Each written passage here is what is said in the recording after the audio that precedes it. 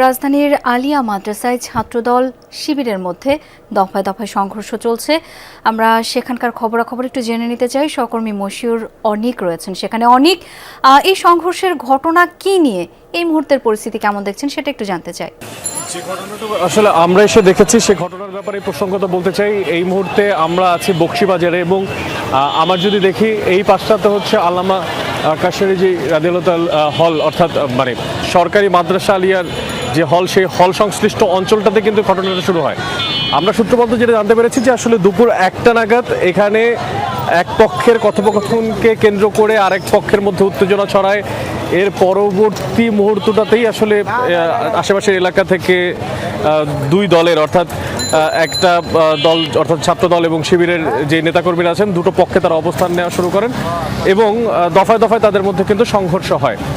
এইখানে প্রসঙ্গত বলা প্রয়োজন যে যে জায়গাতে আমরা এখন অবস্থান করছি এই জায়গাটা হচ্ছে একটা লিংক রোড, অর্থাৎ ঢাকা বিশ্ববিদ্যালয় থেকে খুবই কাছে, পাশাপাশি নীলক্ষেত আর এদিকটাতে গেলে হচ্ছে আপনার পলাশী, সব কিছু মিলিয়ে এই জায়গাটা কিন্তু খুবই ভাইটাল। কিছুক্ষণ আগে আমরা দেখেছি যে কয়েকজন এখানে আহতও হয়েছেন।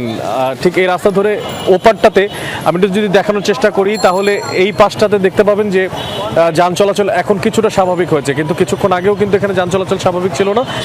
এখানে কাচের বোতল থেকে শুরু করে নানাবিধ যে সমস্ত দ্রব্যাদি সেগুলো কিন্তু ফেলা হচ্ছিল। কেউ কেউ দাবি করেছেন যে ককটেল।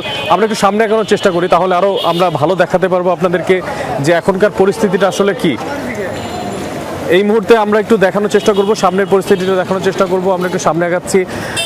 সামনের দিকটাতে কিন্তু এখন একটা বড় একটা জটলা রয়েছে, বিশেষ করে লাঠিসোঁটা নিয়ে এলাকার যারা নেতাকর্মীরা আছেন তারা কিন্তু অবস্থান নিয়েছেন।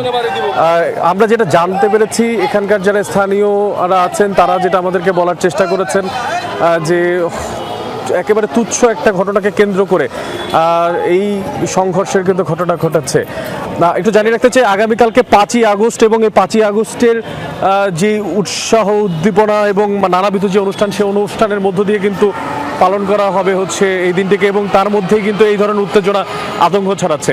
তো এখন পর্যন্ত বকশীবাজারের অবস্থা কিন্তু নিয়ন্ত্রণে আসেনি পুরোপুরি, এটা বলা যাবে না, তবে নিয়ন্ত্রণে আনার চেষ্টা করছে আইনশৃঙ্খলা রক্ষাকারী বাহিনীর সদস্যরা, সেটা কিন্তু বলা যায়। অনেক ধন্যবাদ আপনাকে।